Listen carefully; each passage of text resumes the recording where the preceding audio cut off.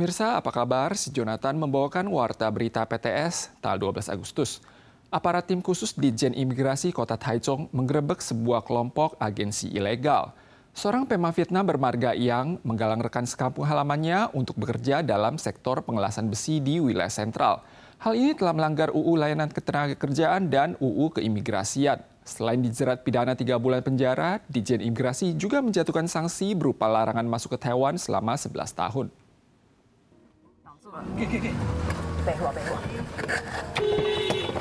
Satgas Khusus Ditjen Imigrasi atau NIA tiba di Chongshan Road, Distrik Taya, Kota Taichung dan mengincar sekelompok pekerja ilegal asal Vietnam. Setiba di lokasi, pihak aparat langsung melakukan pengejaran hingga masuk ke gang-gang kecil.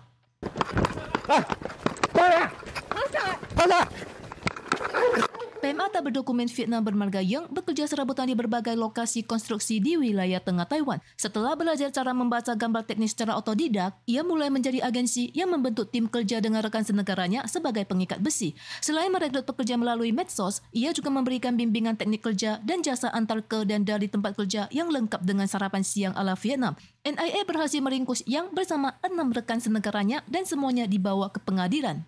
他除了提供有家乡味的早午餐，还亲自专车接送，堪称保姆式的中介服务，让许多同乡趋之若鹜。被台中市专勤队查获时，身上还有10多万元的现金，同乡们才发现自己都成了赚钱的工具。 Kapten Tim Satgas Kota Taichung menyebutkan telah meringkus 27 agen ilegal dan 185 PMA ilegal untuk tahun ini hingga akhir Juli. PMA ilegal Vietnam tak berdokumen bermarga Yang dijatuhi hukuman 3 bulan penjara atas pelanggaran UU Layanan Ketenagakerjaan dan penyitaan hasil pidana. Sementara NIA berdasarkan UU Keimigrasian juga melarang Yang memasuki Taiwan selama 11 tahun. Rapat peninjauan harga listrik akan segera dilaksanakan. Dari apa yang diketahui, jika alokasi anggaran sebesar 100 miliar dolar Taiwan kepada perusahaan Taipower disahkan oleh Yuan Legislatif, kenaikan tarif listrik pada bulan Oktober akan ditangguhkan.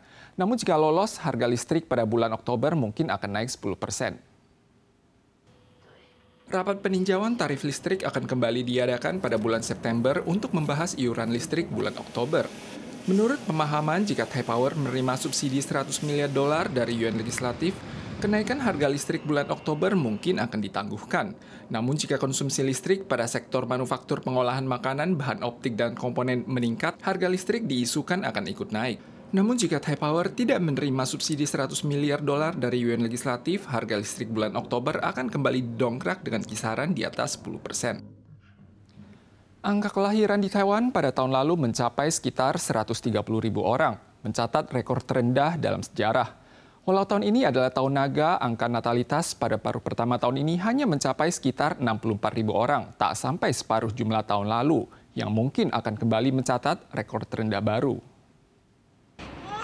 Di bawah terjangan menurunnya angka natalitas, jumlah bayi baru lahir di Taiwan tahun lalu mencatat rekor terendah dengan sekitar 130.000 kelahiran. Di samping itu, statistik menunjukkan jumlah bayi baru lahir pada paruh pertama tahun ini hanya sekitar 64.000 bayi atau kurang dari setengah total tahun lalu. Pakar berasumsi bahwa dampak tahun naga telah pudar.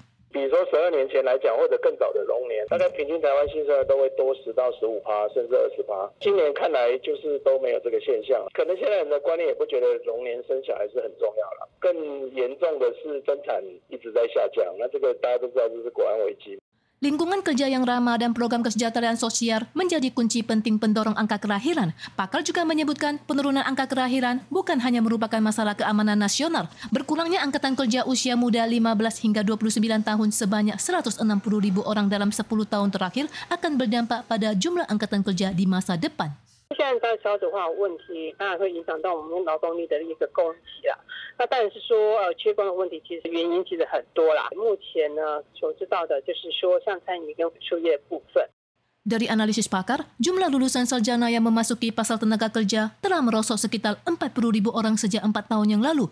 Jumlah keseluruhan orang yang bekerja meningkat sebesar 140.000 orang pada tahun lalu disebabkan pekerja parubaya dan lanjut usia kembali terjun ke lapangan kerja. Mulai hari ini hingga akhir September, aparat kepolisian Kota Kaohsiung akan memperluas razia terhadap kendaraan yang tidak berhenti untuk mendahulukan pejalan kaki di persimpangan. Penegakan hukum berbasis teknologi juga akan ditambahkan pada 16 persimpangan jalan mencakup sekolah, kawasan bisnis, dan rumah sakit sebelum akhir tahun ini untuk menjamin keselamatan para pengguna jalan. Polisi menghentikan pengendara motor yang tidak mendahulukan warga yang menyeberang jalan dan langsung belok kiri. Polisi menyampaikan, walau tingkat kecelakaan karena tidak mengutamakan pejalan kaki secara keseluruhan telah menurun dalam 6 bulan terakhir, jumlah pejalan kaki yang tewas dalam kecelakaan lalu lintas masih mencapai 12 orang. Proporsi pejalan kaki yang menyeberang jalan secara tidak tepat telah meningkat. Oleh sebab itu, mulai hari ini hingga akhir September, polisi akan melancarkan razia terhadap kendaraan yang tidak mendahulukan pejalan kaki atau parkir di atas trotoar. Hobbit atau suku kerdil yang pernah muncul di film The Lord of the Rings mungkin benar-benar ada di dunia nyata. Fosil manusia purba yang baru ditemukan di Indonesia memiliki tinggi badan sekitar 100 cm dan diperkirakan hidup pada 700.000 tahun yang lalu. Fosil tulang lengan atas di sisi kiri gambar terlihat jauh lebih pendek dibandingkan manusia modern. Arkeolog kini telah membuktikan keberadaan Hobbit setelah menemukan fosil manusia purba dengan tinggi badan sekitar 107 cm di Pulau Flores, Indonesia. Di sekitarnya juga ditemukan fosil manusia yang lebih mungil lagi. あまりに小さいので、普通だったら子供なんですよ。ですが、そもそもフローレス検事小さいことは分かってましたから、歯と顎は小さいことを知ってましたので、これはちょっと確認はしなければいけないと思ってました。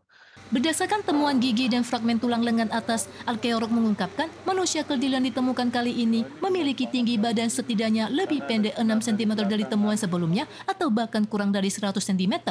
Temuan yang dinilai sebagai Hobbit ini mungkin merupakan nenek moyang dari Homo floresiensis yang hidup sekitar 700.000 tahun yang lalu. それともう一つ面白いのは、おそらくそれより面白いのは、その後ずーっとその小さい体のままいたっていうことですね。ギャングアの化石は6万年ですけど、そうすると60万年間おそらくずーっと小さいままでいた。あまり大して進化もせずにですね。 Pakar Jepang berasumsi bahwa manusia kerdil mungkin berevolusi dari Homo erectus yang lebih tinggi menjadi lebih mungil karena kurangnya sumber makanan di Pulau Indonesia. Namun pakar lain memiliki pandangan yang lain. Apa peran Hobbit dalam sejarah evolusi manusia dan mengapa ukuran tubuh menjadi kecil masih diperlukan lebih banyak bukti untuk mengungkapkan misteri. Pemirsa sekalian, sekian Warta Berita dari PTS. Selanjutnya, mari kita saksikan keledai liar di Inggris. Kita susul lagi di lain kesempatan, tentu saja dalam waktu dan acara yang sama. Sampai jumpa.